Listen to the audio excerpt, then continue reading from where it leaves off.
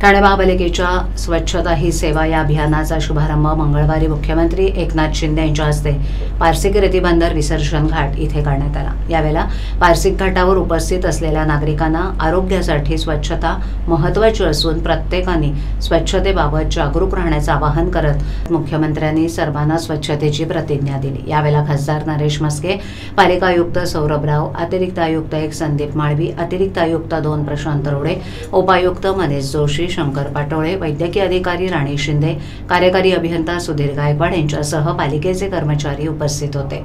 मी स्वतः स्वच्छतेच्या बाबतीत जागरूक राहीन। मी स्वतः कुठेही कचरा फेकणार नाही, दुसऱ्यालाही फेकू देणार नाही। त्याचबरोबर स्वच्छ भारत मिशनमधील माझा सहभाग म्हणून माझ्या घरात, माझ्या दुकानात, कामाच्या ठिकाणी निर्माण होणाऱ्या कचऱ्याचं वर्गीकरण करून ओला कचरा हा हिरव्या कचरा पेटीत आणि सुका कचरा हा निळ्या कचरा पेटीत टाकीन आणि घरगुती घातक कचरा लाल कचरा कुंडीतच टाकीन।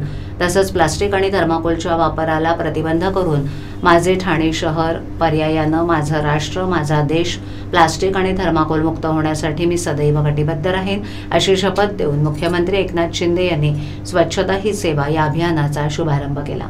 या अभियानाच्या काळात शहरात जनजागृतीपासून प्रत्यक्ष सफाईपर्यंत उपक्रम संपूर्ण शहरात आयोजित केले जाणार आहेत। यावेळेला मुख्यमंत्र्यांच्या हस्ते एक पेड मां के नाम यासाठी नागरिकांना रोपं आणि कंपोस्ट खताचं वाटप करण्यात आलं।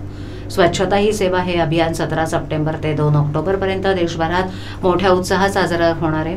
या अभियानांतर्गत एक पेड मां के नाम, स्वच्छता कर्मचारी, लाडकी बहीण योजना आणि हरित ठाण्याचे प्रतिनिधित्व करणारे सेल्फी पॉइंट उभारण्यात येणार आहेत। तसंच या अभियानांतर्गत शहरात अनेक ठिकाणी क्लीन ड्राईव्ह घेण्यात येणार आहेत। स्वच्छता अभियान केवळ 2 ऑक्टोबरपर्यंत मर्यादित राहणार नाही, तर त्यानंतरही ते सुरू राहणार असून नागरिकांमध्ये स्वच्छतेबाबत जनजागृती केली जाणार आहे।